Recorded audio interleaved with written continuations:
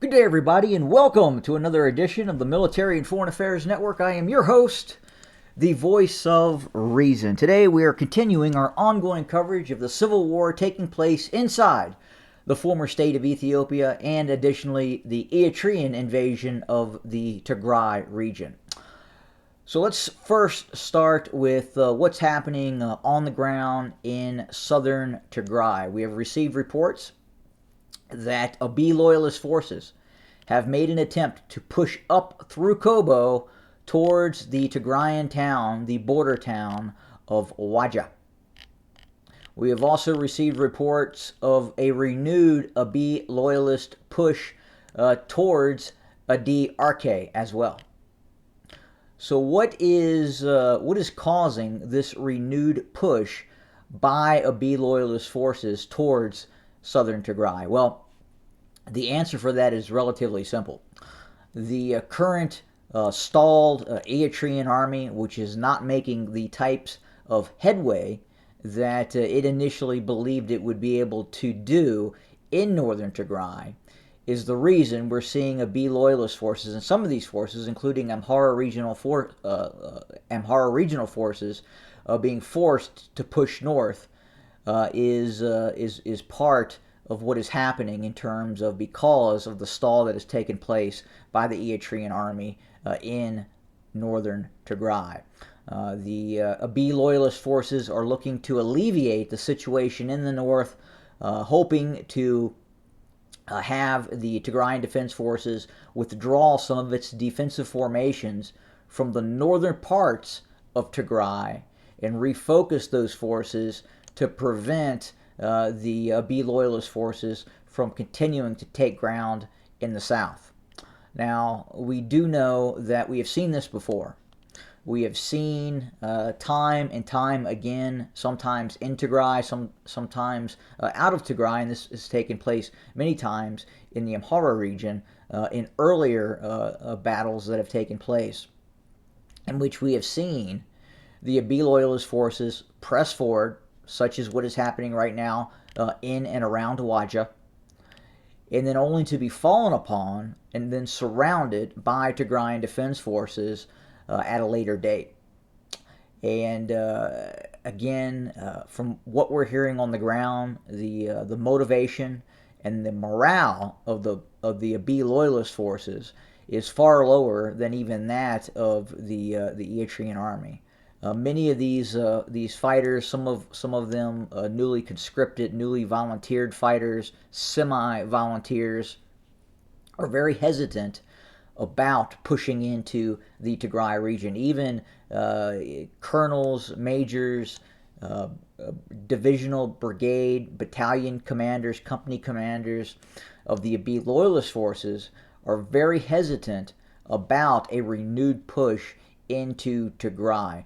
There was, after the great eviction and defeat of the first invasion into Tigray, where we saw the Abiy loyalist armies flee into the Afar region and then flee south, and then we saw the counter invasion, there were quite a few complaints by the Abiy loyalist forces in discussions with higher ranking officials of the ENDF, the Ethiopian National Defense Forces, in terms of what exactly happened in the Tigray region. And a lot of these battlefield commanders, these Abiy loyalists, lower company grade commanders, battalion grade commanders, had talked about just being woefully unprepared for the types of warfare, the type of warfare that they were subjected to in the Tigray region.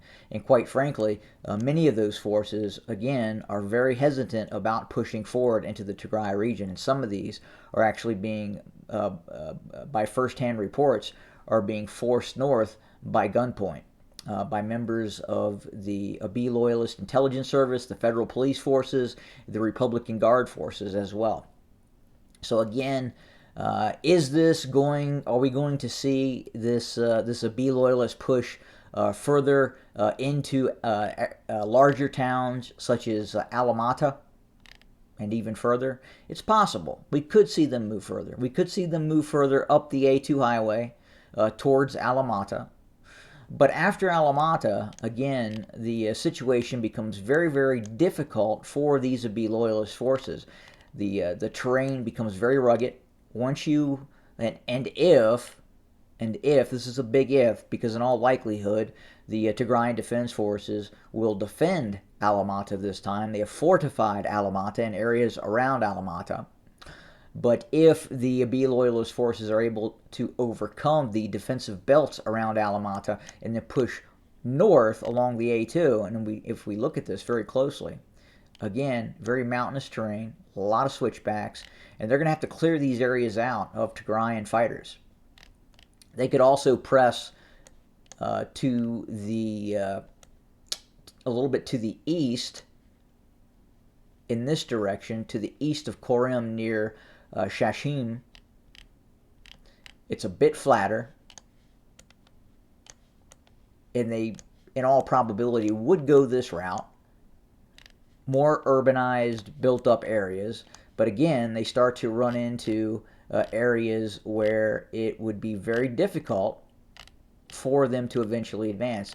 A lot of these areas, a lot of these mountainous areas, as you head north into the Tigray region, are now very much fortified, or plans have been made to defend some of these areas in a very tenacious manner. But again, as they continue to press north, the Abiy loyalist forces, again, their supply lines are going to become thinner. They're going to be subjected to Tigrayan Defense Force attacks in their rear, much like the Eritrean Army right now is facing further to the north. But again, yes, there are reports that Abiy loyalist forces have entered Wajah or are operating near Wajah. But again, we have seen this before. We have seen the Tigrayan Defense Forces give ground in a strategic manner, only to then fall upon these advanced forces of the Abiy loyalist forces as they press their offensive operation. So again, it would not surprise me at all if at some point we see another 2,000, 3,000, 4,000 Abiy loyalist prisoners of war being taken into custody of the Tigrayan Defense Forces. The Abiy loyalist forces have not yet proven themselves to be competent enough to enter into a successful occupation of the Tigray region. On the contrary, we have seen, even in the south, fighting on their own territory, near Kobo, east of Kobo, in the Zobel mountain range, west of Kobo. It's been very, very difficult for these Abiy loyalist forces, and we know that some of these forces have been sent north to partner with the Eritrean Army to kind of up their competency. But right now, we are seeing the Eritrean Army stalled in the north against the Tigrayan Defense Forces. And we know that the Tigrayan Defense Forces moved forces from the south with the intent of blunting this offensive campaign by the Eritrean Army. So if we are truly seeing a stalled Eritrean military in the north, in all likelihood, we will then see some of these Tigrayan Defense Forces being redeployed south to then engage the Abiy loyalist forces, which have to help their partners in crime in the north, the Eritrean military, have decided to move into some southern parts of the Tigray region. But we're going to continue to monitor, report, and watch what's going on the ground. And we will obviously have more coverage as we receive information about what is happening on the ground. Again, we appreciate everybody tuning in. Again, please feel free to leave comments in the comment sections, and we will have more in the very near future. Again, thanks for joining us, and as always, have a good day.